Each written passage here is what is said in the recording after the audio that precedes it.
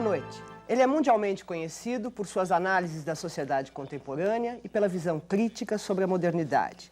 Questiona o liberalismo e diz que o crescimento depende cada vez mais de fatores sociais, como educação, organização do Estado e distribuição de renda. O Roda Viva entrevista esta noite o sociólogo francês Alain Touraine, um dos pensadores mais influentes da atualidade. Professor de História, sociólogo, doutor em Letras, Alain Touraine presidiu a Sociedade Francesa de Sociologia nos anos 60 e foi vice-presidente da Associação Internacional de Sociologia de 74 a 78. Doutor honoris causa por universidades de vários países, ele tem levado ao mundo suas ideias de uma nova sociologia, de um novo relacionamento entre nações e pessoas. Nessa viagem a São Paulo, falou da participação dos países emergentes na globalização. Foi uma aula magna no auditório da TV Cultura, no Teatro Franco Zampari, em São Paulo, que marcou a abertura da temporada dos Grandes Cursos Cultura de 2002. Em seus livros, um tema sempre presente: igualdade e diversidade. Uma nova condição de existência onde cada pessoa é, ao mesmo tempo, diferente e igual a todas as outras. Pergunta se poderemos viver juntos, uma vez que já vivemos juntos no mundo onde bilhões de pessoas veem os mesmos programas de televisão, bebem as mesmas bebidas e, para se comunicar de um país a outro, usam também a mesma língua. Mas trata-se de um mundo cheio de diferenças e que não nos ajuda a compreender nem a conviver com o que é diferente. Crítico do mundo moderno, Alain Touraine lembra que durante muito tempo o Ocidente acreditou que a modernidade era o triunfo da razão. Hoje, porém, fica difícil chamar de moderno um mundo que não reconhece simultaneamente às pessoas sua individualidade e seu acesso ao universal. A saída, na visão de Alain Touraine, seria conceder a cada pessoa o direito de combinar sua identidade cultural e sua participação no universo técnico, o que nos permitiria, sim, viver juntos, iguais e diferentes. Para entrevistar o sociólogo Alain Touraine, nós convidamos o filósofo José Arthur Gianotti, professor emérito e titular do Departamento de Filosofia da USP, coordenador da área de Filosofia do Centro Brasileiro de Análise e Planejamento, o CEBRAP. O jornalista Luiz Nassif, colunista do jornal Folha de São Paulo. A jornalista Helena Celestino, que trabalhou como correspondente em Paris e agora é editora executiva do jornal O Globo, no Rio de Janeiro. O sociólogo e cientista político Marco Aurélio Garcia, secretário municipal da Cultura de São Paulo. O jornalista Vicente Adorno, editor de internacional do Jornal da Cultura, da TV Cultura de São Paulo. A cientista social Madalena Pedroso Aulicino, da Universidade Anhembi Morumbi. O jornalista Carlos Raggi, editor do Caderno de Cultura do jornal Valor. O Roda Viva é transmitido em rede nacional para todos os estados brasileiros e também para Brasília. O Roda Viva de hoje é um programa gravado e, por essa razão, não será possível a participação dos telespectadores. Boa noite, professor Touraine. É um prazer recebê-lo mais uma vez aqui no Roda Viva e eu queria começar com a seguinte questão. O senhor tem dito que é preciso, vamos dizer, restabelecer o primado da política. E eu li numa entrevista que o senhor deu o ano passado uma observação a respeito do desinteresse das pessoas pela política, uma observação sua na entrevista, quando o senhor diz que, possivelmente na Holanda, houve um determinado momento em que mais pessoas votaram para a eliminação de uma moradora da casa do Big Brother do que nas eleições que haviam transcorrido no país. Eu gostaria de perguntar ao senhor o seguinte, por que é que a política, frente a essa espécie de banalização da vida cotidiana, perdeu espaço? O que aconteceu? O que nos diz sobre o mundo de hoje, o sucesso desses programas? La question est une question difficile parce qu'on peut répondre de manière banale, ce que beaucoup de gens répondent, ce qu'on a beaucoup répondu dans les années 90, je ne vois pas de différence entre la droite et la gauche, c'est la pensée unique, comme on disait, et c'est la domination de l'économie mondiale. Oui, il y a du vrai, mais c'est beaucoup trop vague et beaucoup trop général. Je crois que ce que nous vivons Et je m'excuse, j'ai besoin de 4-5 phrases. Mais ce que nous vivons est quelque chose de beaucoup plus général et profond. Ce que nous vivons, c'est la disparition de toutes les catégories sociales, politiques, de tous les langages, de tous les discours, de toutes les institutions qui nous servaient à mettre en forme notre expérience. Nous sommes des gens profondément désocialisés. Moi-même, je fais, par paradoxe peut-être, l'éloge de la désocialisation. Mais je sais très bien le prix extrêmement élevé. Alors, en ce moment, je dirais, ce n'est pas parce que les partis politiciens, je dirais que nous sommes devenus presque aussi indifférents aux luttes politiques que nous l'étions aux luttes entre les dieux orientaux au début du christianisme, et après tout, que ce soit Mitra ou que ce soit un autre dieu, ça ne nous intéressait pas, c'était un monde étranger. Et la question est de savoir, qu'est-ce qui remplace ça? Parce qu'il y a des gens, et je le dis tout de suite, parce que c'est évident, il y a des gens qui disent, aujourd'hui, il n'y a plus qu'un critère, c'est le plaisir, l'utilité, l'intérêt, etc. Nous sommes des gens laïcisés, sécularisés. On ne s'intéresse plus qu'à l'intérêt. Nous sommes tous devenus, si je peux dire, des Anglais du XVIIIe siècle. Je ne crois absolument pas ça. Et ce qui m'intéresse, c'est de voir remplacer des valeurs politiques par d'autres. Vous vous souvenez d'une phrase célèbre d'un de mes vieux amis, Jean-François Lyotard, qui disait « Le temps des grands récits est terminé ». C'est-à-dire le libéralisme, le capitalisme, le socialisme, le communisme, les philosophies de l'histoire, c'est terminé. Et moi, je lui répondais, tu as raison, mais le temps des grands récits personnels commence. Et aujourd'hui, nous entrons dans un monde où nous sommes plus sensibles à des termes apparemment privés. Pour dire les choses de la manière dont tout le monde les perçoit, depuis les années 60, la vie publique a été envahie par la vie privée. C'est-à-dire que le Parlement français, sauf à se mettre en accord avec les décisions de Bruxelles, ne parle que de contraception, avortement, adoption, minorité ethnique, enfin, des tas de problèmes. Le basculement, exactement comme en 1848, on est passé disons, l'économie envahit la politique. Aujourd'hui, la culture envahit la politique. C'est ça, le fond. Ce que je dis n'est pas une réponse, mais c'est une nouvelle formulation de votre question pour dire que c'est quelque chose d'essentiel. C'est essentiel. La politique est devenue un niveau intermédiaire, pas du tout indifférent. Mais ce n'est pas là que se jouent les grands problèmes. Ce n'est pas non plus à Big Brother. Recife. Eu queria fazer uma pergunta para o professor sobre a relação entre intelectuais e sociedade de massa no quadro atual. Quer dizer, a sociedade de massa, a mídia, ela é muito influenciada por slogans e pela simplificação de pensamentos. Aqui no Brasil nós tivemos casos de correntes de intelectuais que tiveram espaço na mídia em cima de simplificação de slogan. E essa simplificação, ela exige que você tenha o bem ou o mal aqui bem definido. E se o mundo muda, o intelectual fica preso ao slogan que o consagrou. E daí nós temos um problema que eu queria saber como que se resolve. O intelectual independente e sofisticado, ele não tem espaço na mídia e não tem espaço nos grupos acadêmicos. E a mídia acaba ficando o país à mercê desse jogo em que correntes de pensamento se estratificam, são substituídas por outras correntes de pensamento. Quer dizer, há espaço para um pensamento independente e sofisticado dentro dessa mistura de grupos acadêmicos e pensamento imediatista da mídia? Oui, sans l'ombre d'un doute. Oui, oui, oui. 10 fois oui. D'abord, disons, la culture de masse. Justement, ça m'avait beaucoup intéressé.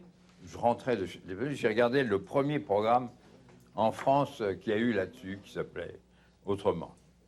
Je l'ai vu, ça m'a beaucoup intéressé. Je n'en verrai plus jamais. C'est suffisant pour la vie. Or, ce que moi j'ai appris, que je n'avais pas compris des travaux sociologiques, c'est que la télévision, les masses médias, ce qui les intéresse, c'est pas de donner une culture difficile ou facile, c'est de créer des produits définis uniquement. Ce sont des cléricaux, si vous voulez. Je produis des gens définis par l'Église, si je suis clair. Les personnages, moi ça m'a semblé fascinant, les personnages qui ont du succès à la télévision sont les personnages créés par la télévision. En général, ce sont des jeunes gens, par exemple, sans aucun intérêt, qui n'ont aucune caractéristique, qui ne parlent de rien, et qui sont donc entièrement... je ne le fais pas comme une critique. Je dis c'est tout à fait autre chose. Il ne s'agit pas d'intellectuels là-dedans. Deuxièmement, je vous reprocherais peut-être d'identifier un peu trop vite professeurs et intellectuels. Parce que tout simplement, nous sommes dans un monde où il y a, dans un pays comme le Brésil, je ne sais pas combien, mais en France, 50 000 enseignants de l'enseignement supérieur. Il y a 2,5 millions d'étudiants. Donc, si vous voulez, le monde de l'enseignement, le monde de l'université, c'est un monde qui a, avec l'intellectualité, à peu près les mêmes rapports que les médecins courants avec la biologie. C'est-à-dire, il peut y avoir des rencontres, mais elles sont fortuites. En revanche, je crois que si vous vouliez dire ça, vous auriez raison de dire que, pour prendre un bon vieux mot, il sait constituer une intelligentsia. J'en prends un exemple, parce que le hasard fait que je participe à trois ou quatre groupes comme ça. J'ai des discussions, des réflexions plus intéressantes avec les biologistes, les physiciens, les mathématiciens. Nos réunions de sciences sociales sont pleines de prix Nobel, pas d'économie, de biologie ou de sciences dures. Et donc je dirais qu'il s'est reconstitué, si vous voulez, un milieu où il y a les sciences de la nature, qui étaient vraiment séparées, où il y a surtout l'internationalisation. Vous voyez, vous trouvez encore 2, 3 vieux intellectuels français pour qui les frontières de la France sont les frontières de l'esprit, ou 2 ou 3 Anglais, ou ça. Mais regardez, vous, j'espère moi, on est tout à fait autant intéressé. Et moi, alors là-dessus, je suis très ferme. Il y a, je ne sais pas moi, 15 pays au monde où on peut mener les mêmes débats intellectuels. Donc, internationalisation, interdisciplinarisation, et je dirais aussi, ce qui est quand même très nouveau, les intellectuels se sentent des responsabilités morales. Pas politiques, est-ce qu'il faut nationaliser tout le monde s'en fiche, mais de ce point de vue-là, nous sommes revenus à la définition des sciences humaines qui me convient parfaitement, c'est la connaissance du bien et du mal. Et aujourd'hui, vous ne pouvez pas dire qu'un intellectuel est un intellectuel s'il n'a pas un sens aigu du bien et du mal, comme autrefois les historiens, par exemple, ou les philosophes. Donc, si vous voulez, moi, je crois qu'il se constitue, puis vous en êtes un bon exemple, il se constitue un des milieux intellectuels qui ne sont pas professionnels, qui ne sont pas tenus par le monde universitaire, où bien entendu la part des universitaires est importante puisqu'ils sont payés pour ça. Mais il y a une réouverture. Je ne sais pas, vous me donnerez facilement des exemples brésiliens. Moi, je vous donne un exemple, pour ne pas être long, un exemple français. Le hasard des choses a fait qu'il y a 1 an et demi, j'ai été invité par un professeur local a fait une conférence à Quimper, qui est vraiment une petite ville sans université dans l'ouest de la France. Et pour bien dire que ce n'est pas un problème à moi, 15 jours après, il y avait Edgar Morin, et un mois après, Jean Daniel, directeur du Nouvel Observateur. C'est pas un bled, mais enfin, cette ville sans activité, nous avons eu tous les trois 1000 personnes. Vous comprenez? La demande intellectuelle, la demande d'idées est énorme. Et je dirais qu'il ne faut surtout pas confondre aujourd'hui avec il y a 10 ou 15 ans où il n'y avait pas de demande intellectuelle. Il y avait la liquidation des vieilles idéologies et les jeunes se souciaient de trouver un job. Aujourd'hui, nous sommes dans une génération qu'on pourrait appeler philosophique. C'est de gens qui se posent des questions de fond. Et je dirais que pour les enseignants, c'est certainement une des meilleures générations qu'on ait eues en 30 ou 40 ans. Ouais. Bom, gostaria de colocar pelo menos duas questões a respeito do que você disse, mas antes eu não poderia deixar de lembrar aos espectadores que Turenne é uma figura, sobretudo paulista, e que esse abrasileiramento dele é fundamental, porque todos nós o fizemos esse movimento. Mas eu quero lembrar que você é nosso colega desde os anos 60, não é isso? E que, se eu não me engano, já que você falou em Sartre, você participou da ida do nosso grupo até Araraquara para assistir à conferência do Sartre, não é verdade? Numa perua, saímos todos numa perua dirigida pelo Ottaviani. Né? Mas nous savons pourquoi Sartre a été à Araraquara. Sabemos, isso eu não vou dizer. Né? E foi uma viagem de 6 horas, né? E você estava lá, e quando o Sartre nos viu, ele disse: o que vocês estão fazendo lá? Eu não sei por que eu vim para cá, se todo mundo que está me ouvindo aqui podia ter me ouvido em São Paulo. Isso para dar o grau de intimidade que Turenne tem com o Brasil e assim por diante. Mas vamos às questões. Você falou em dessocialização, certo? Mas eu pergunto se não há um contrapendant nesse processo, que seria uma espécie de socialização da diferença. Isto é, e dos conflitos. Se ao mesmo tempo nós nós nos mergulhamos no tempo da narração pessoal, não é isso?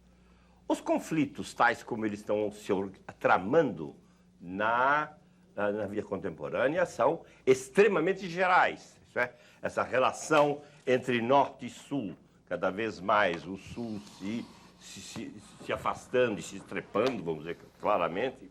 A relação de centro e periferia é uma relação cada vez mais marcada. Quer dizer que nós temos, se de um lado nós temos, de fato, essa desintegração pessoal, nós temos uma espécie de construção de um leviatã, né, que vai nos consumindo e cada vez mais, aí sim, dessocializando, de tal forma que nós deixamos não mais de falar, não temos mais a possibilidade de falar numa narração pessoal, mas da nossa miséria. E quando você fala, que você pede que todos os intelectuais, é a segunda pergunta, têm um agudo senso do bem e do mal, eu responderia lá nietzscheanamente se não é o caso também de fazer uma genealogia da moral e dizer que hoje o mal e o bem se transformaram em instrumentos de dominação.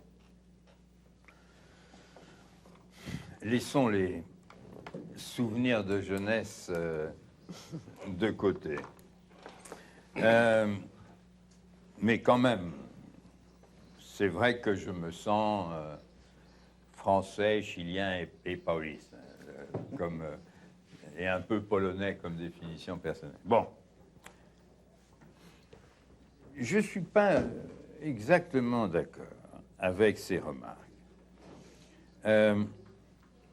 Ce qui se passe en ce moment dans ces problèmes de mondialisation, de globalisation, et il faut là-dessus être bien clair, ne pas faire de contresens. Bon, il y a d'abord des phénomènes d'internationalisation de la vie économique qui peuvent se discuter, mais moi je dirais, pour parler brutalement, qui sont au total plutôt positifs. L'internationalisation. Mais quand on parle de globalisation, on vous vend une toute autre marchandise. On vous vend une idéologie qui consiste à dire l'économie est au niveau mondial, les États, etc., à un niveau local. Donc, l'économie est plus rationnelle parce qu'elle est au-dessus.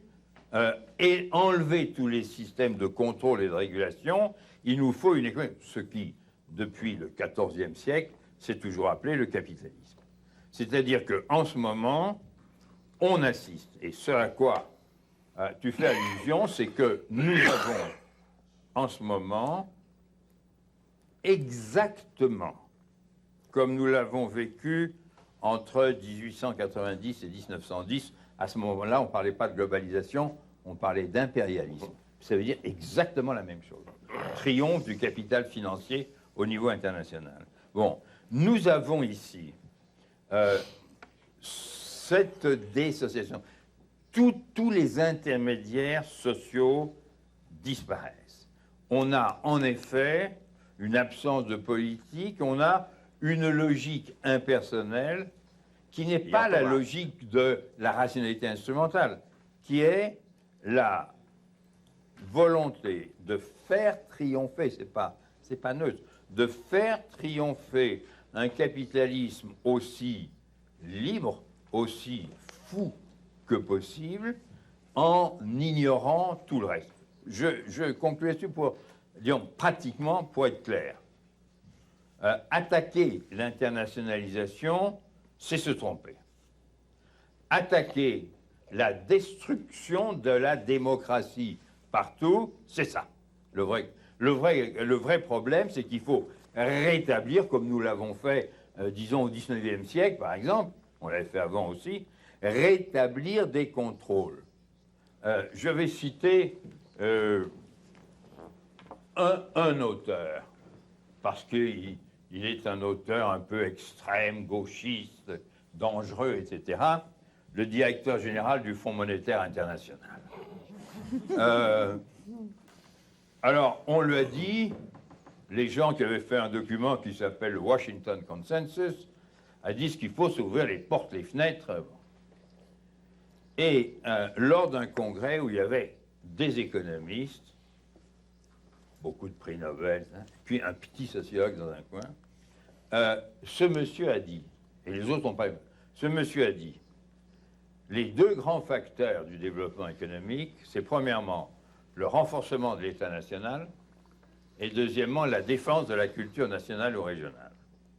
Et les gens dans la salle disaient « Non, vous exagérez, tout le monde sait très bien depuis les étudiants de première année que le grand facteur de la croissance, c'est l'éducation. » Et celui qui avait le mieux résumé ça, c'est un homme fort intelligent, Solow, prix Nobel de je ne sais pas quelle année, et qui a dit cette formule absolument juste.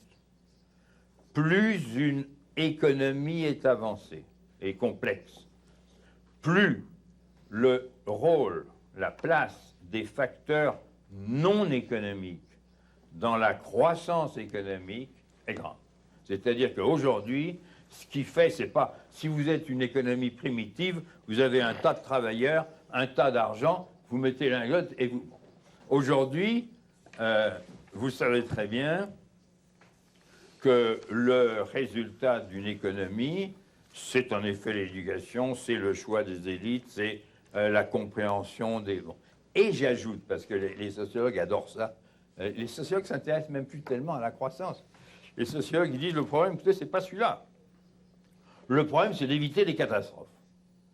C'est la thèse qui a été lancée il y a 20 ans par Ulrich Beck, un Allemand, qui a dit, le problème, c'est les risques. Le problème, c'est, est-ce qu'au XXe siècle, on va se casser la figure parce que le nucléaire, parce que le démographique, parce que les guerres civiles, parce que la pollution, parce que ça.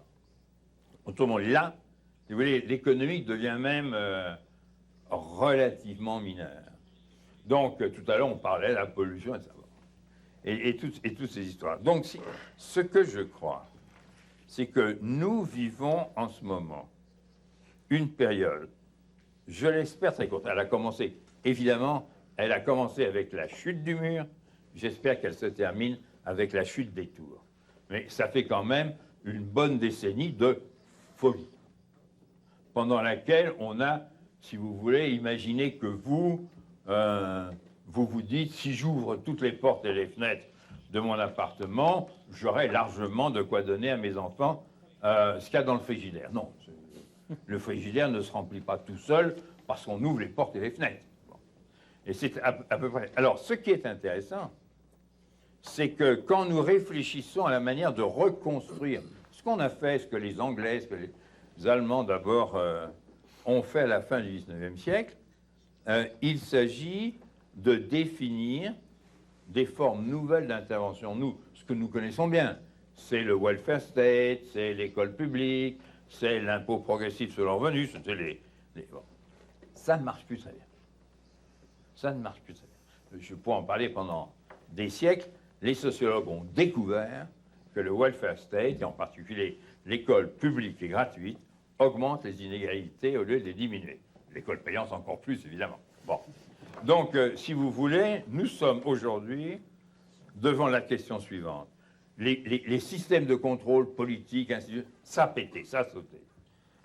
Si nous ne voulons pas de ce capitalisme fou, dont nous savons ce qu'il produit, chaque jour, plus d'inégalités, chaque jour, plus d'exclusion, chaque jour, plus de risques de crise régionale qui peut être dangereuse. Si nous voulons rétablir la question que je vous pose comme je me la pose, qui est la question qui se pose aux intellectuels, journalistes, quel que soit leur métier, c'est quelles sont les nouvelles formes de régulation que nous devons employer, non pas pour embêter l'économie et la ralentir, mais qui correspondent à une nouvelle démocratie. Professor Janotti, desculpe, a gente tem que interromper agora e vamos então aproveitar que o senhor parou para fazer um pequeno intervalo. Roda Viva volta já já.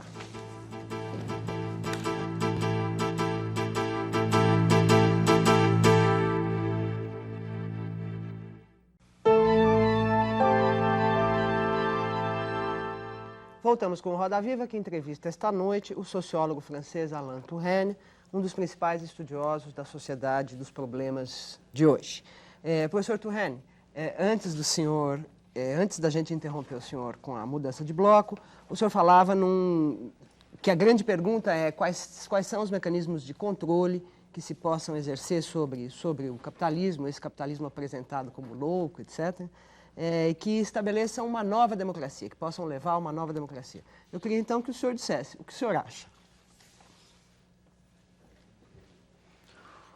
Je vais vous répondre de manière très très courte, un peu didactique. Il y a 200 ans, nous nous sommes battus, les Hollandais, les Anglais, les Français, les Américains, pour avoir des droits civiques. Il y a 100 ans, nous nous sommes battus, un peu les mêmes et quelques autres, pour avoir des droits sociaux, qui étaient surtout des droits dans le travail, mais pas uniquement. Aujourd'hui, nous nous battons un peu dans le monde entier pour avoir en plus, pas à la place d'eux, en plus des droits civiques et sociaux, des droits culturels. Et donc, la grande affaire, je dirais, c'est premièrement, parce que quand même, on ne se promène pas dans un monde irréel. Premièrement, toute réforme, toute intervention de l'État doit se traduire, je vais parler ici un peu à la Rawls, par une diminution ou en tout cas une non-augmentation de l'inégalité. On doit être obsédé par le thème de l'inégalité. Une réforme qui ne diminue pas l'inégalité, et vous savez que les réformes, en général, elles sont faites pour défendre un secteur des classes moyennes. Bon, et pas du tout les pauvres. Alors, premièrement. Deuxièmement, vous avez parlé de diversité. Je dirais, enfin, là c'est le cœur des choses, mais il ne s'agit pas du droit à la diversité, du droit à la différence. Parce que ça, le droit à la différence, ça mène à la guerre civile, ça mène à la ségrégation. Non. Ce qu'il faut défendre, c'est pour tout le monde, pour tout un chacun, le droit de combiner chacun à sa manière la participation à un monde internationalisé et en même temps les éléments culturels hérités, créés, transformés. Nous devons reconnaître que tout le monde répond à la même question, comment combiner, disons, la généralité d'une économie internationale et les spécificités, moi je dirais les singularités des réponses culturelles. Et le droit n'est pas le droit d'être différent, c'est le droit d'être à la fois égaux et différents. C'est la raison pour laquelle, d'abord, j'avais écrit un livre qui s'appelle comme ça, et depuis ce moment-là, depuis ce moment-là à peu près, ça m'a amené à une conclusion pratique, à savoir que le problème, je dis le problème dont tous les autres découlent, c'est, je ne veux pas dire les relations entre hommes et femmes, mais je dirais plutôt l'affirmation des femmes comme acteurs sociaux. C'est aujourd'hui, pour 50 ans, le problème qui commande tout. Je dirais, s'il y a un test, dites-moi quelle est la... Je reviens d'Iran, alors vous comprenez que je suis sensible à ce test. Dites-moi la place des femmes dans une société et vous m'aurez parlé déjà de l'ensemble. J'ajoute d'ailleurs que dans le cas de l'Iran, c'est très intéressant parce qu'elles sont en tchador, mais le tchador c'est comme un rideau de théâtre et derrière elles s'emparent de tous les emplois. Elles ont un niveau d'éducation qui est supérieur à celui des hommes, ce qui prouve qu'on peut arriver à se débrouiller quand même. Mais si vous voulez, depuis les années 60, tout se joue au point de vue positif sur le terrain des droits culturels. Ce n'est pas contradictoire avec ce que nous disions il y a un moment, c'est-à-dire que contre le capitalisme fou des 10 dernières années, il faut d'abord vouloir reconstituer, recréer un système de contrôle, mais ce système de contrôle, vous ne le créerez que s'il apparaît au service des nouveaux droits culturels. Et lorsque, ce qui est le cas en ce moment, il y a eu, je dirais en Amérique latine par exemple, ces problèmes culturels, moi je me suis beaucoup intéressé, encore maintenant, aux zapatistes. Et j'ai parlé dans différents endroits à plusieurs reprises avec Marcos. Bon, échec de ça, vous voyez. En ce moment, les droits culturels, qui est un thème magnifique, et le droit des Indiens dans la moitié supérieure du continent ou au Chili, bon, tout ça, on n'en parle plus, vous comprenez. Alors finalement, que les gens disent « moi je vote pour Fox » ou « moi je vote pour Le Pen qui a combattu Fox, qui est pourtant son candidat », enfin, je comprends très bien que les gens s'en fichent. Donc, si vous voulez, ce qu'il faut bien comprendre, c'est que nous faisons le basculement, et il y a une période en 1860-80 en Angleterre, en France aussi, mais en Angleterre c'est plus important, on bascule vers la question sociale, c'est-à-dire les problèmes du syndicat, et entre-temps, il y a des scandales, on ne sait pas ce que veulent dire les noms des partis politiques. Ben, en ce moment, nous sortons de l'époque, disons, des problèmes sociaux du travail, très très importants quand même, et nous entrons dans des lieux de sensibilité extrême autour des droits culturels.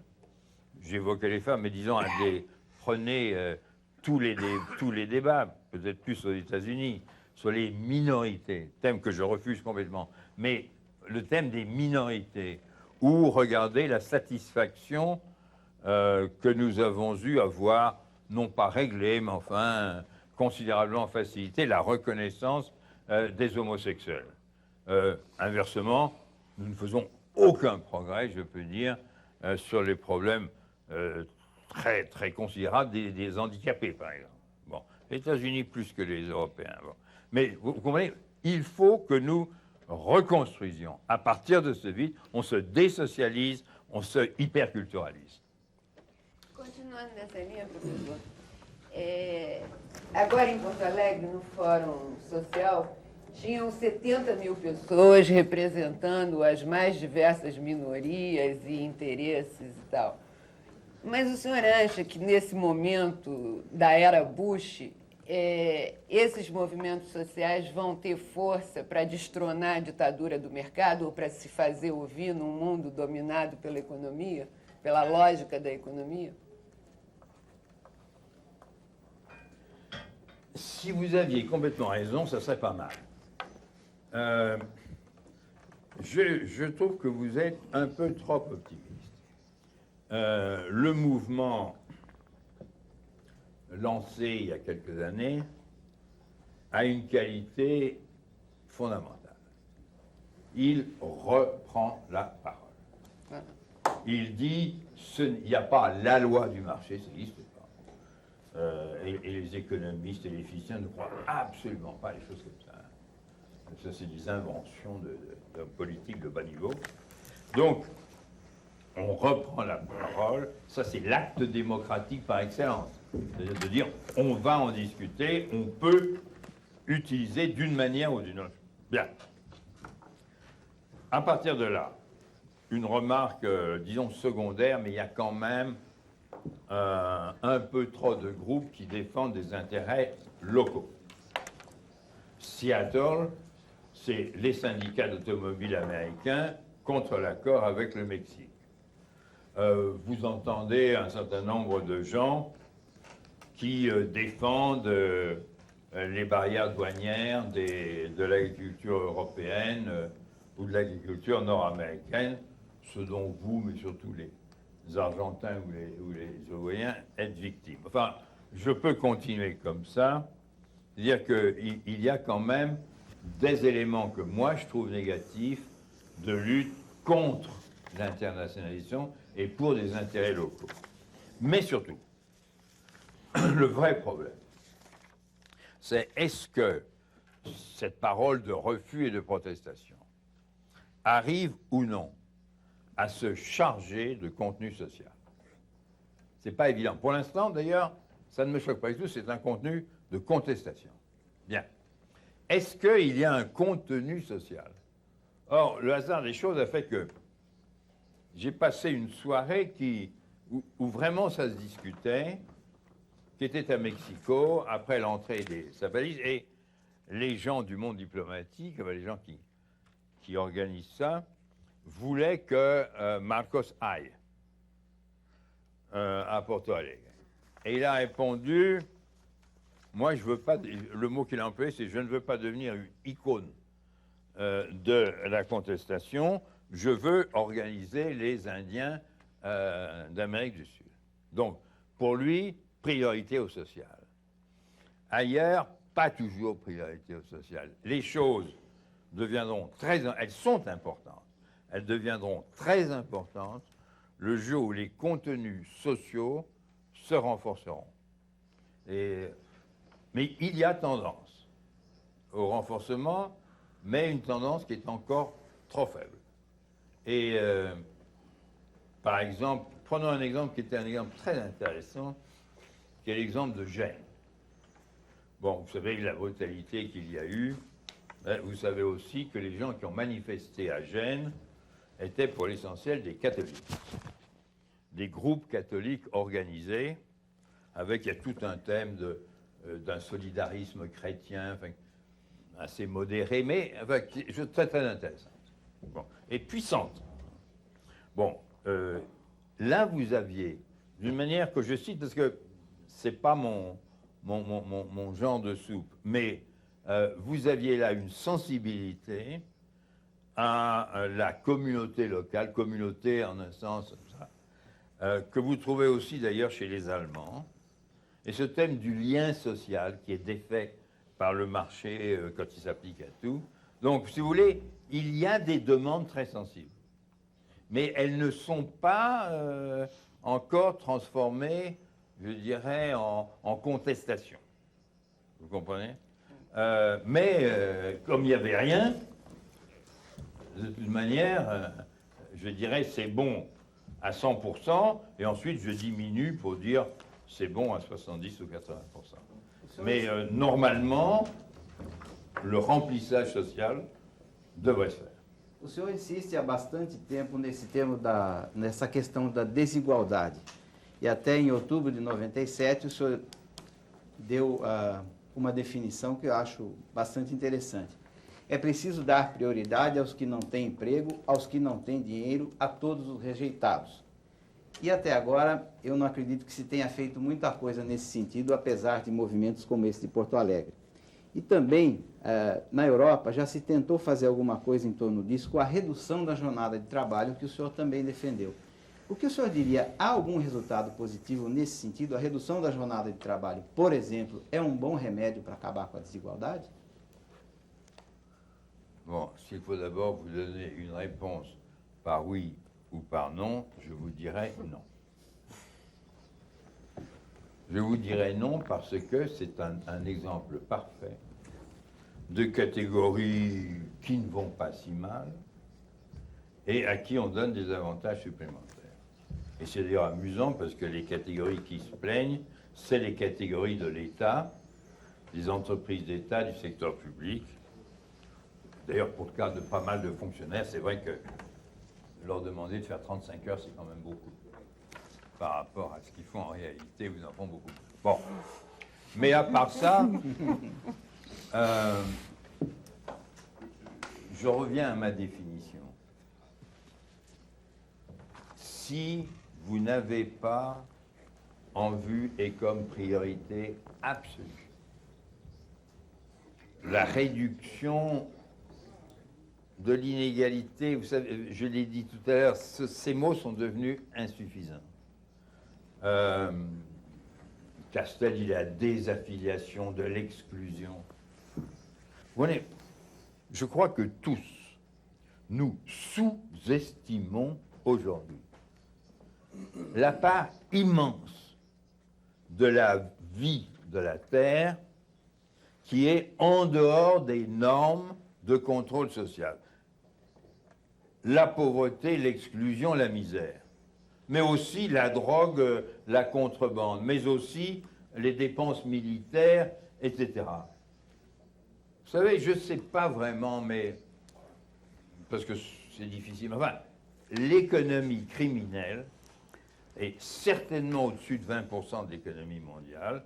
Il y a des gens qui disent 30, des gens qui disent 40, mais moi je peux vous citer, une fois j'ai eu des ennuis avec un pays d'ailleurs latino-américain, parce que je me trouvais être au Brésil, et 2 heures du matin, il pleuvait, et on m'a demandé mon opinion, non pas sur le Brésil, mais sur un autre pays, nettement moins important.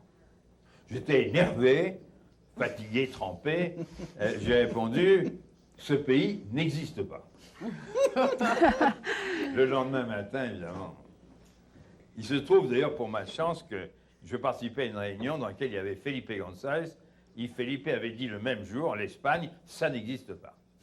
Et si ça peut vous faire plaisir, la France, ça n'existe pas. C'est-à-dire qu'aujourd'hui, quelles sont les décisions que prend l'Espagne? Je ne parle pas des pays auxquels je me référais, qui sont beaucoup moins importants.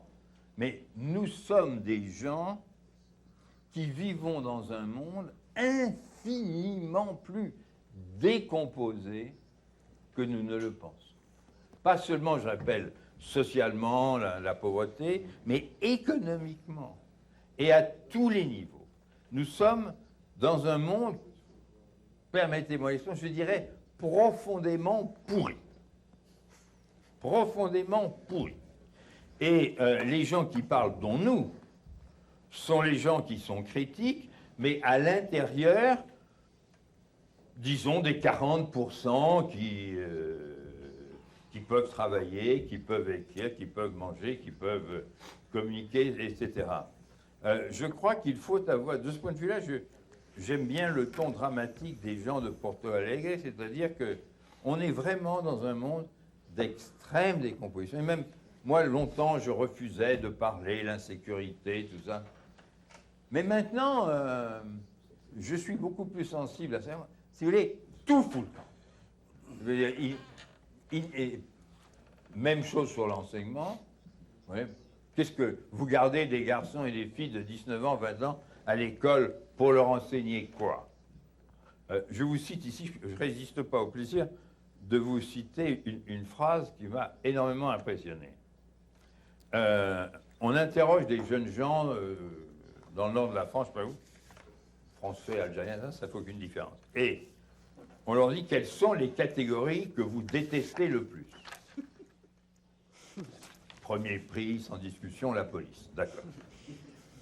Deuxième, les enseignants et les travailleurs sociaux. Les enquêteurs disent, bon, écoutez, soyons sérieux.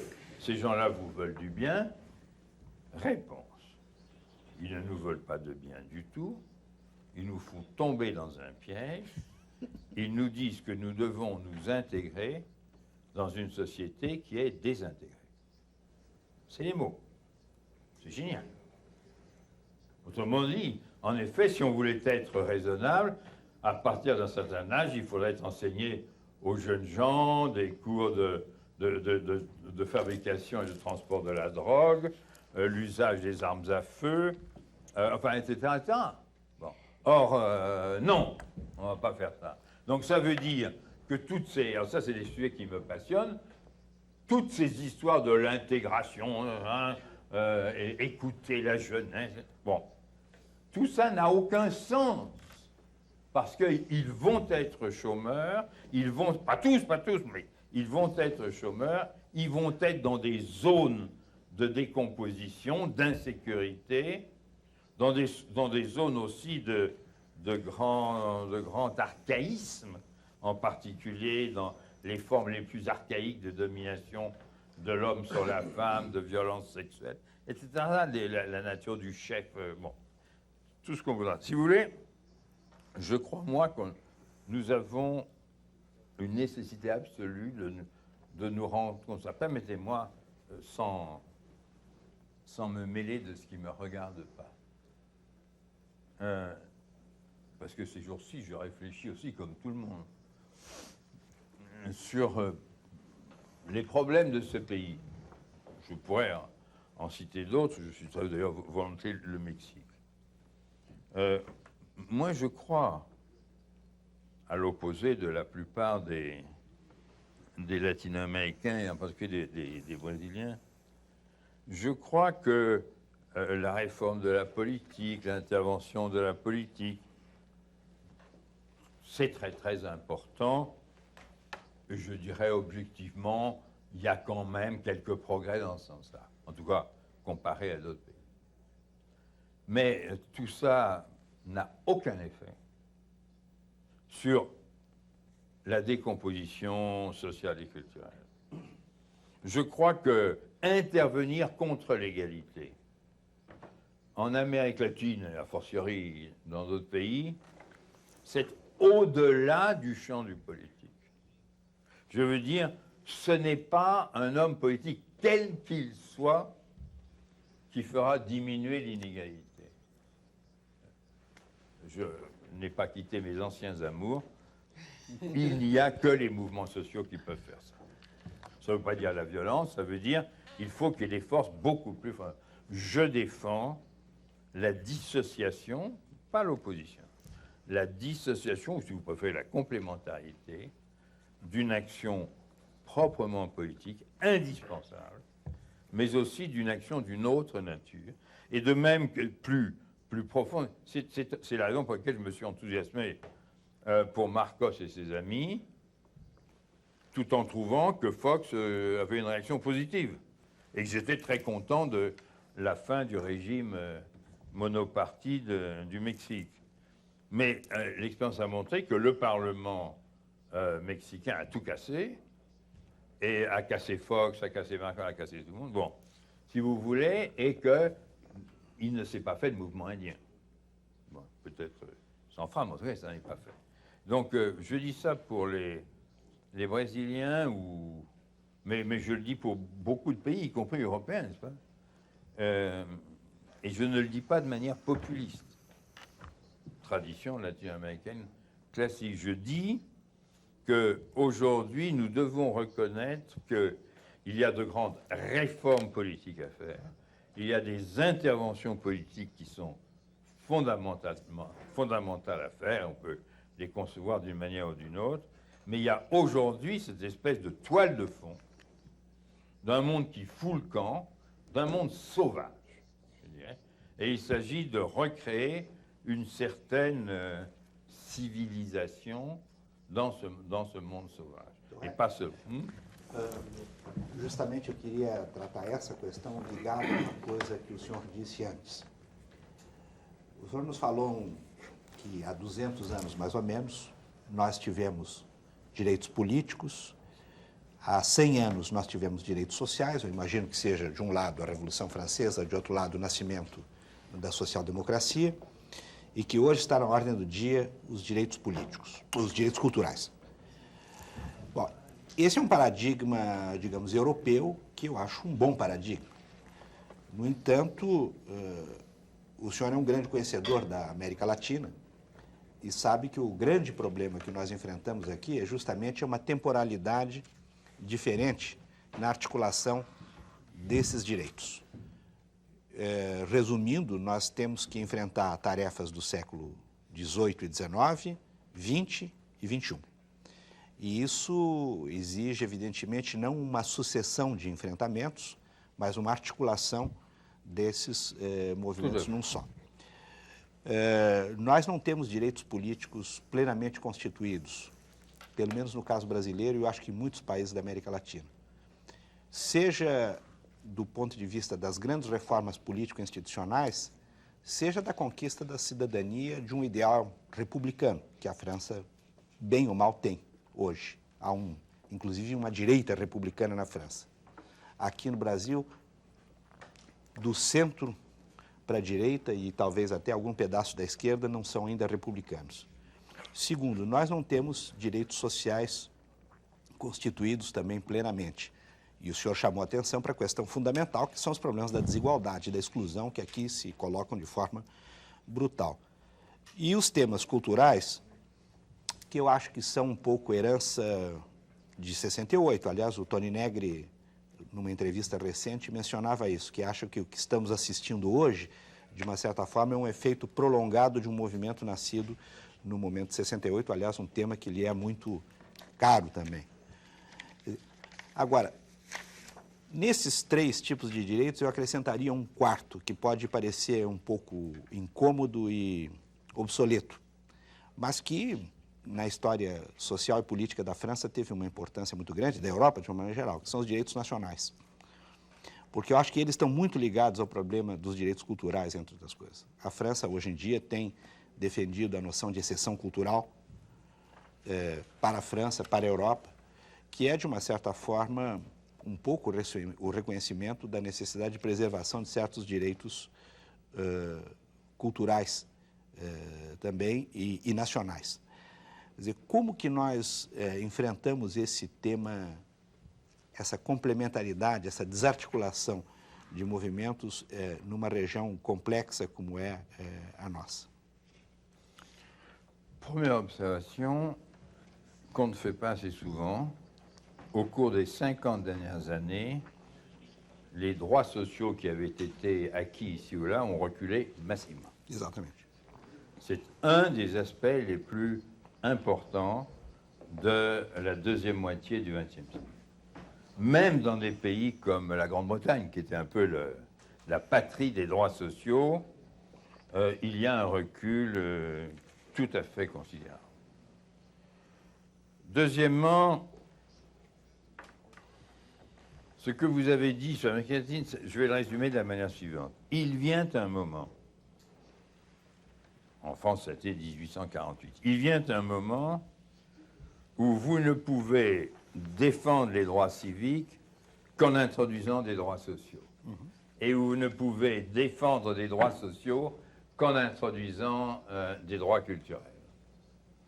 Alors, il se trouve que l'Amérique latine, en général, avait une vision assez française de la citoyenneté, plus que, disons, américaine ou britannique, et que donc il y a eu un retard dans les pays, appelons ça latins si vous voulez, il y a eu un retard dans la reconnaissance des problèmes culturels, de la diversité, etc.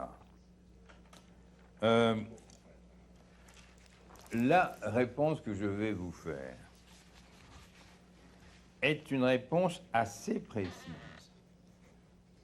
C'est que la priorité qu'il faut reconnaître aux droits culturels n'est pas de l'ordre de l'objectivité, parce qu'il serait plus important de défendre les Indiens ou les homosexuels ou que sais-je.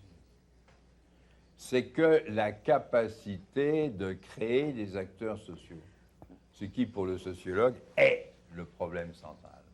Le problème central, c'est pas il y a des problèmes à résoudre. Le problème central, c'est y a-t-il des acteurs pour les résoudre. Or, aujourd'hui, le mouvement ouvrier, a-t-il une capacité de former les acteurs? Nulle part. Pratiquement nulle part. Où il a disparu, où il s'est affaibli. Bon. Et aujourd'hui, seul, on l'a vu dans les années 60, et on le voit d'ailleurs encore maintenant, seuls les acteurs qui se définissent en termes culturels ont une capacité d'action. Ça a été vrai d'abord de ce qu'on appelle les minorités. Moi, je dis ici, comme ça, un peu brutalement, parce que je ne l'ai pas vraiment justifié, mais tant qu'on ne reconnaîtra pas que les acteurs sociaux principaux sont pour les 100 ou 200 ans qui viennent, j'en sais rien, les femmes, ce qui peut sembler presque de la plaisanterie, enfin, tant qu'on n'est pas passé consciemment d'une culture d'homme à une culture de femme, d'une culture de, je vais prendre l'expression célèbre de Lévi-Strauss, une culture de la machine à vapeur, hein, où il faut tendre la différence de potentiel, à une culture féminine qui est une culture pas du tout affective, etc., qui est une culture de la reconstruction de ce qui a été séparé. J'aime bien prendre la formule de Marcel Mauss, la recomposition du monde. Bon, c'est ça. La grande affaire qui se pose à nous, au niveau individuel, au niveau collectif, peut-être pour nous plus que pour vous, mais nous devons tous sortir de ce qu'on a appelé le modèle européen, qui avait sa force de la polarisation qu'il créait, et il ne faut pas tomber de cette baisse de polarisation dans un monde absurde, chaotique, où plus personne n'est capable de rien faire. La force qui doit remplacer cette force de déchirement, la lutte des classes, la lutte des arts, la lutte des nations, des colonies, qui a caractérisé l'homme, c'est aujourd'hui la force de faire se rejoindre les éléments qui ont été séparés. Et je dirais, il me semble que nous vivons tous dans une sorte d'obsession du tout disparu. Moi, je dirais que, comme les latinos, ou en tout cas les latinos qui discutent, sont plutôt des Européens, ils sont assez sensibles au modèle européen, mais ils sont, justement pour cela même, très sensibles à la disparition des tensions, je veux dire des polarisations. Et tous, vous essayez, en général, pas tous, mais enfin en général, vous essayez de réunir un peu ce qui a été opposé. Dr. Turrene, Oi. é hora de mais um intervalo. Peço então licença para a gente voltar daqui a pouquinho. O Roda Viva volta depois do intervalo.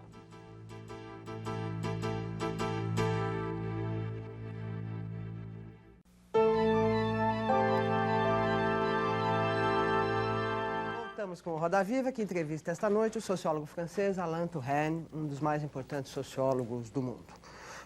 Professor, no bloco passado, o senhor disse que a questão do combate à desigualdade deve ser um polo de orientação, deve ter uma centralidade, vamos dizer, na ação política, eu entendo.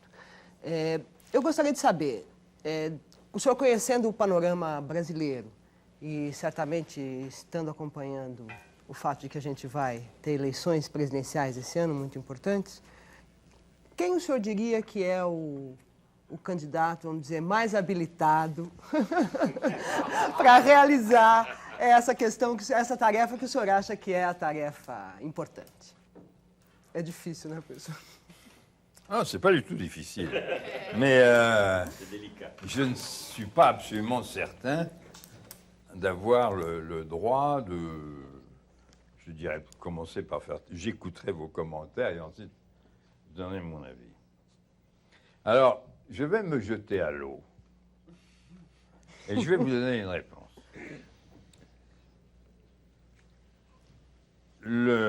J'ai dit tout à l'heure, je ne sais pas si vous y avez prêté attention, parce que j'ai répondu tout à l'heure à votre question. J'ai dit, il y a une séparation que je crois aujourd'hui profonde entre les problèmes du possible politique.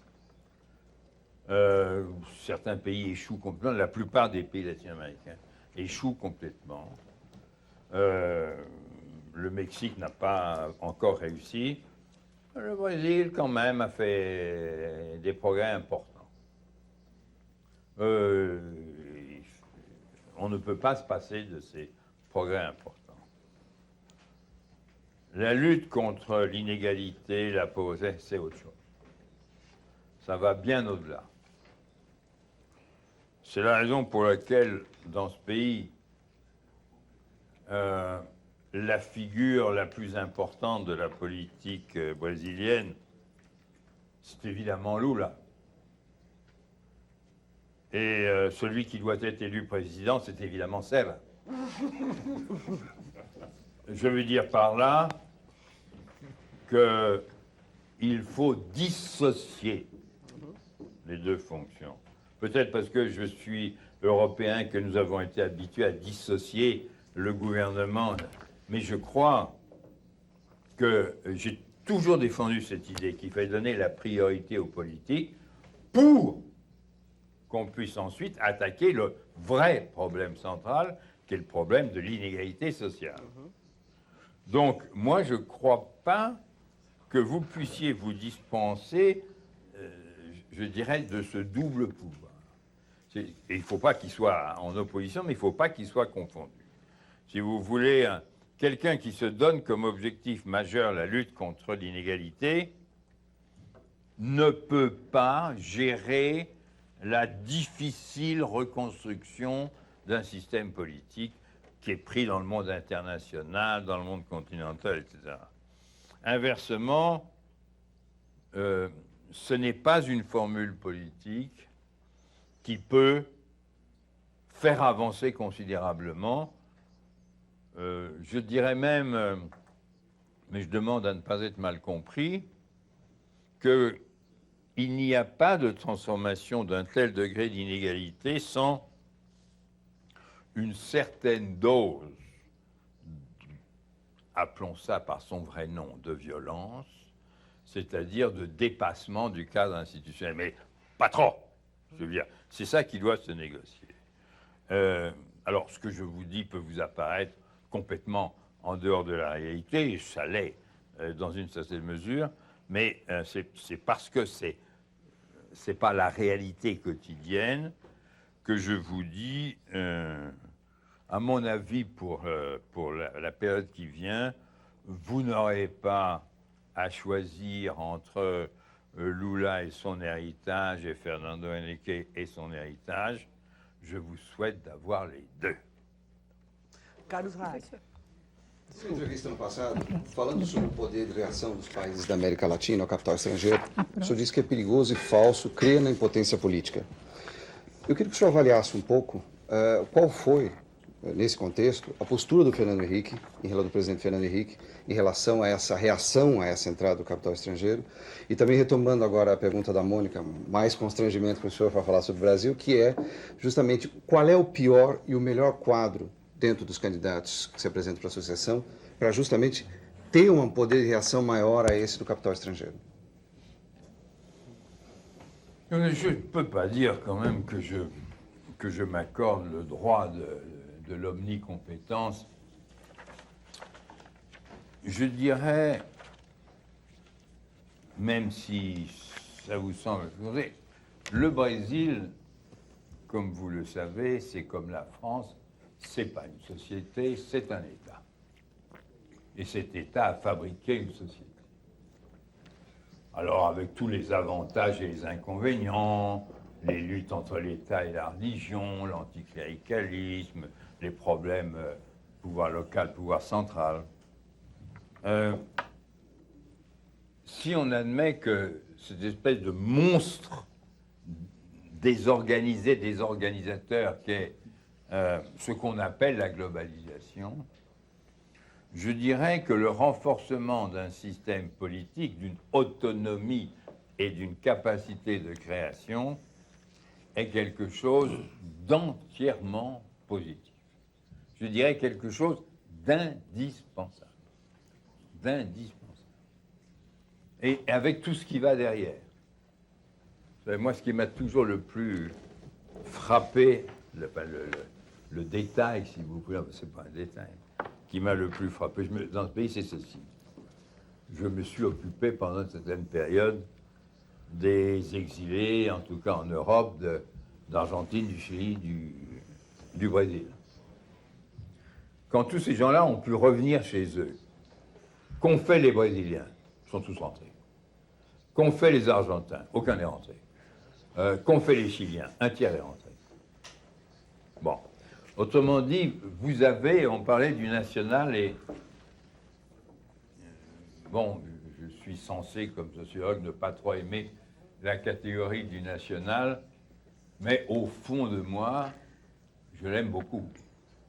Je veux dire, je souhaite que dans ce monde, je répète, globalisé, il y ait le maximum d'organisation possible pour que vous donniez la capacité d'être des acteurs de votre histoire. Et ça, c'est l'école, c'est l'administration, c'est toutes ces choses-là qui vont le faire. Alors, la seule chose que je dis, et là-dessus j'ai un débat répété avec mon ami Habermas, pour des raisons que tout le monde comprend et respecte. Habermas et les gens de sa génération détestent l'État allemand, ne veulent plus entendre parler d'un État allemand. On les comprend. Et donc, ils attendent un État européen, un Heimat, il emploie l'expression européenne, c'est-à-dire vraiment une société. Moi, je n'y crois pas. Et je pense que l'Europe est déjà un État, et va l'être encore plus, mais que c'est la nation qui disparaît et qui devient une société. Alors, une société relativement autogérée, je passe sur les détails, mais on a vu la montée des régions, la montée des villes en Europe, etc. Et je souhaite beaucoup avoir une nationalité européenne et une citoyenneté française. En général, les gens disent le contraire, mais moi, je préfère dire sociologiquement les choses comme ça. Et pour vous, c'est différent. Et ça, c'est un sujet quand même qui a pris un peu l'Amérique latine entre nous. Ça n'existe pas. Hein? Vous serez bien d'accord avec moi là-dessus. Bon. D'ailleurs, en ce moment, vous lancez des expressions insultantes pour une partie du continent. Vous réunissez les présidents de l'Amérique du Sud, expression qui n'a jamais dépassé le cadre du cours de géographie de troisième année. Bon.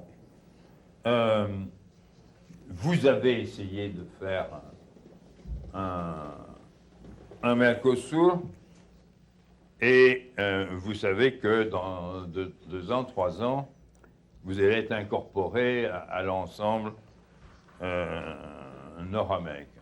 Pas du tout. Pas du tout. Ah ouais, attendez. Votre président, ayant renoncé un peu à ses derniers espoirs de Québec, a suggéré aux Européens de faire un axe horizontal complété d'un axe vertical. Moi, c'est l'idée à laquelle je crois. Même si l'idée de monde latin, ça fait un peu idiot, mais moi, je le vis comme ça.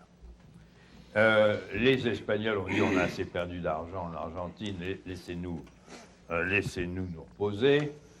Les Français, comme toujours, ont répondu, écoutez, il faut d'abord qu'on s'occupe de nos paysans. On ne les paye qu'à 70%, laissez-nous les payer à 90%. Ensuite, on pourra voir ce qu'on fera. Mais, si vous voulez, je ne crois pas que quelque partie du monde que ce soit puisse se dispenser d'avoir cette dissociation entre des grands ensembles, étatiques, para-étatiques, comme l'est l'Europe de l'Ouest pour le moment, et bon, comme d'autres parties du monde, le monde islamique ou que sais-je. Dans le cas de vous, je crois qu'un des niveaux sera forcément le Brésil de par sa taille, sa spécificité, etc.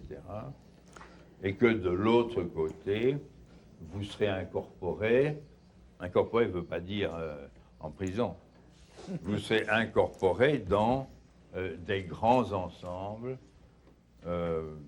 disons, multicontinentaux. Moi, je crois que ce à quoi nous assistons, c'est à la séparation de l'État et de la nation. Les États deviennent des super-États et les nations deviennent des sociétés de plus en plus capables de se gérer à tous les niveaux. Et ce que je dis, qui est déjà très visible en Europe, j'ai de côté le cas espagnol qui est un tout à fait autre cas, je crois que ce sera de plus en plus vrai au Brésil, d'autant que je ne veux pas être exagérant, mais ce que je pense profondément, c'est qu'une grande partie de l'Amérique latine est déjà sous l'eau. Et que c'est un peu artificiel de se demander ce qu'on va faire avec tel ou tel pays, étant donné que ce tel ou tel pays, comme je disais, avec tant de pertinence, n'existe pas. Professor, voltando à questão da escola, o senhor comentou, no seu livro, inclusive, o senhor comenta que ela deve deixar de cumprir uma função só de recrutamento e ajudar o jovem a elaborar projetos que associem formação profissional e escolhas culturais. Ao mesmo tempo, o senhor comentou hoje que o professor é uma figura detestada. E eu sou... De certaines catégories. Isso. E eu sou educadora, eu acho que eu sinto isso bem na pele também. Então eu pergunto, como deve ser a escola? Como deveria ser a escola para fugir desse papel de só formar bons cidadãos e bons trabalhadores? Como é que a gente dá o start disso dentro de uma escola? E uma outra pergunta, que é um pouquinho meio, não paralela, mas que me ficou, a questão da democracia que o senhor comenta. Nesse mesmo livro que o senhor comentou, Igualdade e Diversidade, o senhor fala sobre a democracia revolucionária, a democracia liberal e a democracia social e cultural. Sem a gente adjetivar o termo democracia, o que é democracia para o senhor? Tá certo? Aqui no mesmo livro o senhor comenta, é o conjunto das condições institucionais que favorecem a recomposição da experiência humana. Que condições institucionais seriam essas? Os partidos, os políticos? Eu gostaria que o senhor falasse um pouquinho disso também.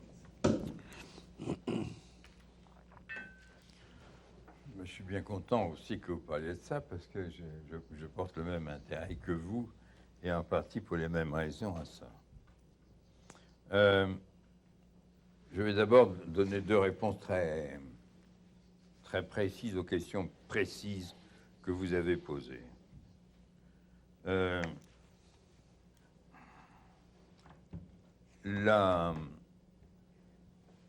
L'incapacité, l'échec de l'école vient évidemment du fait qu'à mesure que l'école se généralise et que les difficultés à trouver de l'emploi ou enfin à monter en même temps s'accentuent, nous avons, tout le monde le voit dans tous les pays, un poids de plus en plus grand des attentes familiales, des attentes de milieu social.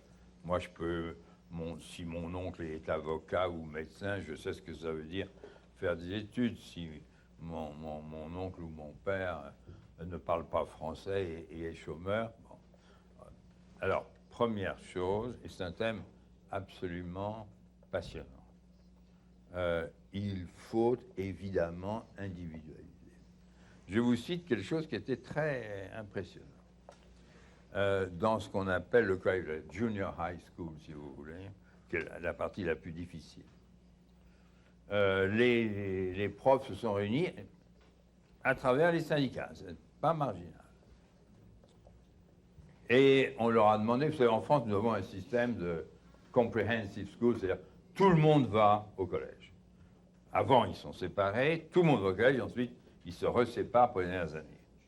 Et ces profs ont dit ceci: ce système du collège unique est déplorable, a énormément d'effets négatifs, il faut à tout prix le maintenir. Pas mal quand même. Parce que sans ça, vous revenez à l'école de classe. Quelle est la réponse? La réponse, c'est qu'il faut individualiser. Et il y a d'ailleurs dans beaucoup de pays des choses considérables qui se font.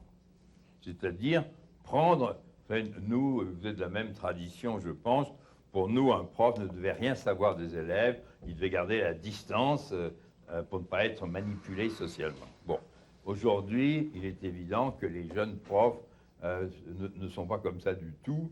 Et d'autre part, il s'est créé des systèmes de soutien scolaire très intéressants, considérables dans beaucoup de pays. Bon, ça c'est donc une réponse, si vous voulez. Il faut prendre en considération l'élève de l'école ou l'étudiant dans sa réalité sociale et culturelle. J'ajoute que c'est des sujets fascinants pour les sociologues. Je prends un exemple qui a été très bien étudié en Italie.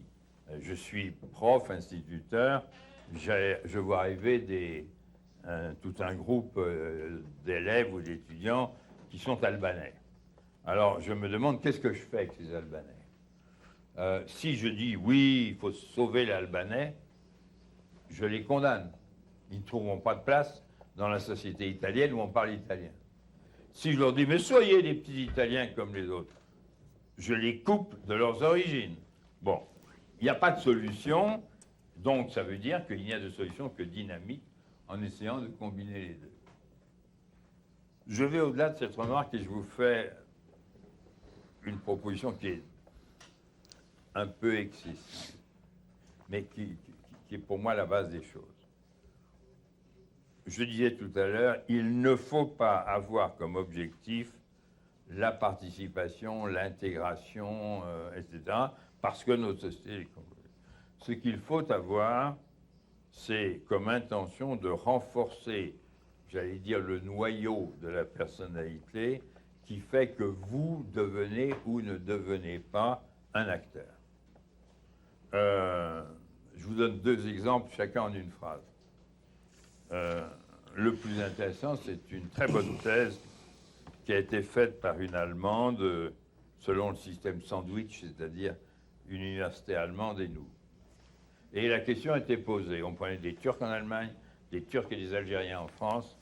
Est-ce que une foi et une pratique de l'islam active est un obstacle ou réponse absolument indiscutable?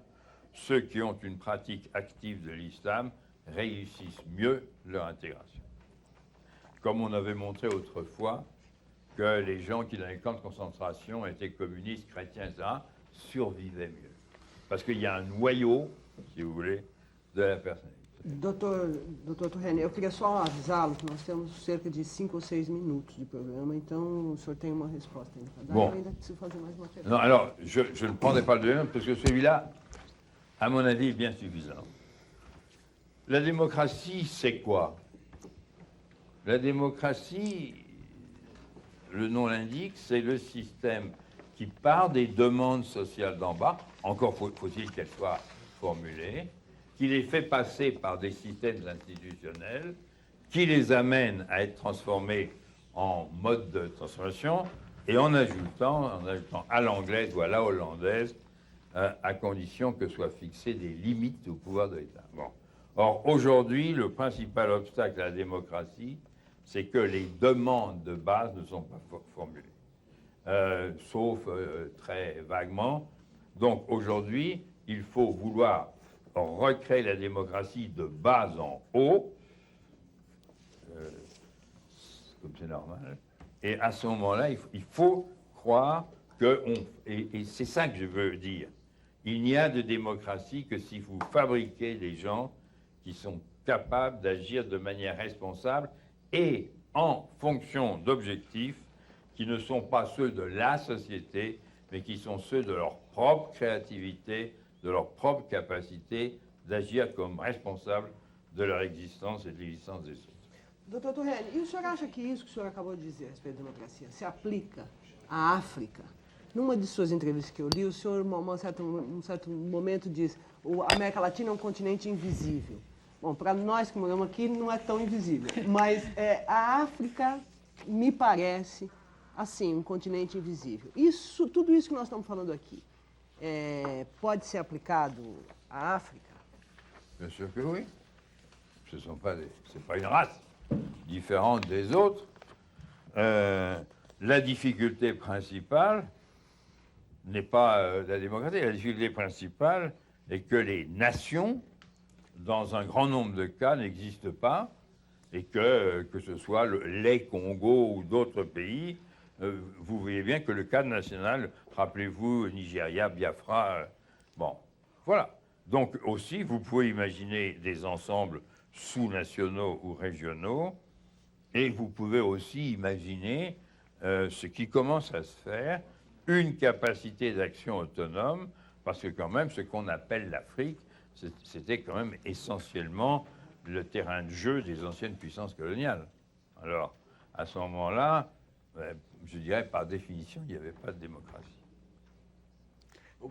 Professor, eu queria explorar um pouco o que o senhor colocou sobre o bem e o mal, o papel do intelectual. Quando a gente pega o todo e a parte, quer dizer, o fim, a redução dos direitos trabalhistas é um mal em si. Mas se um país, que nem o Brasil, não flexibiliza os direitos trabalhistas, ele perde empresas, depois perde empregos. Então, esse conflito temporal entre a primeira decisão, que é o julgamento do fato individual, e as suas consequências, eu queria que o senhor analisasse o governo do Fernando Henrique Cardoso. Quer dizer, foi feito um conjunto de acordos políticos com velhos coronéis que geraram algumas reformas. Os defensores dizem que olham as reformas e acham que houve avanço. Os críticos dizem que perpetuou-se o coronelato. Essa questão entre o início do processo e o fim do processo, sendo que a política é a arte do possível, em geral, no início do processo, você tem uma condenação muito veemente de alguns métodos que são utilizados, mas que se permite atingir resultados mais adiante. Como o senhor analisa o governo Fernando Henrique Cardoso dentro dessa visão pragmática dele? 3 minutos, doutor Turrene. 3 minutos. C'est beaucoup trop. Il est normal que quand vous avez un gouvernement qui est un des premiers après un retour à ce qu'on a appelé la démocratisation, il est normal que vous ayez ces confusions que j'indiquais tout à l'heure entre des objectifs sociétaux et des objectifs proprement politiques. La caractéristique du gouvernement du président qui cesse bientôt son activité, c'est qu'il n'a pas du tout suivi une voie contraire à celle qu'il avait annoncée il y a 25 ans, mais il a été obligé, et il a eu, je dirais, l'intelligence de donner la priorité au traitement des problèmes proprement politiques. Ce n'est pas du tout exaltant. Vous pouvez appeler ça de la trahison, ça dépend de ce que vous buvez le soir, mais en réalité, autant je ne vois aucun inconvénient à ce qu'on regrette l'absence des grands projets qui n'ont d'ailleurs jamais été présents dans un pays comme le Brésil dans la vie politique. Moi, je constate que 10 ans, 15 ans après cette grande période de sortie des dictatures, la plupart des pays sont moribonds ou sont morts, je constate qu'il y a, avec des limites, une certaine construction d'un espace et de décision politique. Moi, je dirais que vraiment, c'est peut-être pas exaltant ce que je dis, mais vraiment, c'est une période de transition. Et que je crois que maintenant, il fera ce qu'il voudra, le Brésil, ou ce qui sera possible, mais je crois que le Brésil peut faire des choses. Vous savez, quelqu'un qui a mangé une nourriture qui n'est pas très vigoureuse, il peut faire des choses. Quelqu'un qui est mort, et même si vous lui servez la meilleure nourriture, il ne peut pas en faire grand-chose. Eh bien, moi je dirais, dans ce continent et dans ce monde où la moitié des acteurs sont morts, le Brésil m'apparaît un pays bien vivant.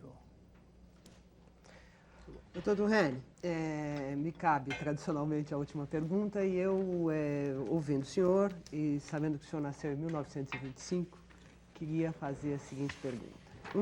Eu tenho um amigo, parasitologista, o professor Luiz Delbrando Pereira da Silva, que diz que uma das razões que ele tem para viver, e ele é um pouquinho mais novo que o senhor, é a vontade de ver o que é que vai dar, o que é que vai acontecer no mundo, qual vai ser o desenrolar da história. Eu queria saber do senhor, olhando sua vida, qual é a questão, sei lá, que o senhor acompanhou, que teve sempre presente ao longo da sua existência e que o senhor, a respeito da qual o senhor gostaria de saber, afinal, o que é que vai dar? D'une certaine manière, en effet, c'est un peu toujours la même question qui m'a accompagné, mais quand même, le fait le plus visible, c'est que j'ai vécu avec la pensée de la société industrielle et ensuite d'une autre société. Donc, pour moi, le problème a été la découverte progressive que c'est en termes de ce que j'appelais des acteurs sociaux. Maintenant, je vais beaucoup plus loin et je fais les théories du sujet non social, mais qui commande la société. C'est dans ces termes-là que j'ai pensé.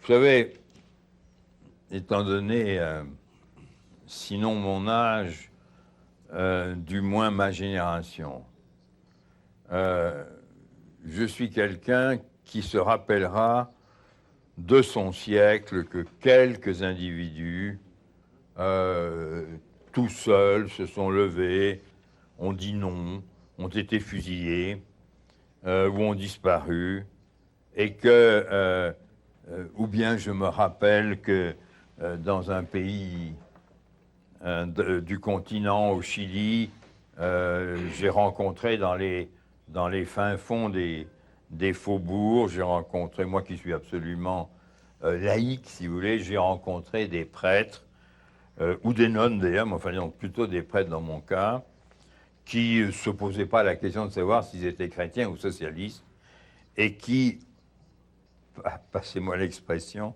qui est idiote, mais faisaient leur devoir. Et donc, moi, je dirais que ce qui, après, appelons ça 50 ans de travail, est le plus important pour moi, c'est ce que souvent on appelle défendre la dignité des êtres humains. C'est-à-dire quelque chose qui n'est pas social. Appelez ça les droits de l'homme ou les droits humains. Je crois que massivement, ce n'est plus la citoyenneté, quelle que soit son importance, qui nous intéresse, c'est de reconnaître les limites du pouvoir et qu'il y a quelque chose au-dessus. Moi, la question qui m'a toujours passionné dans ma vie, c'est que pour qu'une société soit libre, il faut qu'elle accepte de reposer sur quelque chose qui n'est pas elle. Ce quelque chose qui n'est pas elle, je veux dire, c'est pas une force religieuse communautaire qui est encore plus elle, c'est une instance d'appel. Là-dessus, je me définirais plutôt comme un libéral au sens de, alors, Dieu peut être une instance d'appel, il l'a souvent été, le droit a été une instance d'appel, et je dirais aussi qu'aujourd'hui, la sexualité est une puissance, une puissante capacité d'appel contre la société. Donc, si vous voulez, le respect des autres, le respect, si vous arriviez, je veux dire, moi, à avoir une vie faite de respect de la dignité de l'autre, de souci de votre propre sexualité et de lutte contre tous les pouvoirs qui imposent des bases non sociales absolues, racistes, esthétiques, idéologiques, ça serait pas mal. Je dirais, c'est le genre d'être humain que je viendrai revoir la prochaine fois avec plaisir. Muito obrigada, Dr. Turrene, muito obrigada a todos os entrevistadores. O Roda Viva chega ao fim. Queremos agradecer a presença mais uma vez, a presença do Dr. Alain Turrene, e agradecemos também sua atenção e colaboração. Lembrando que o Roda Viva estará de volta na próxima segunda-feira, às 10h30 da noite. Mais uma vez, procurando trazer o debate de ideias, que é um compromisso do jornalismo público da TV Cultura. Boa noite.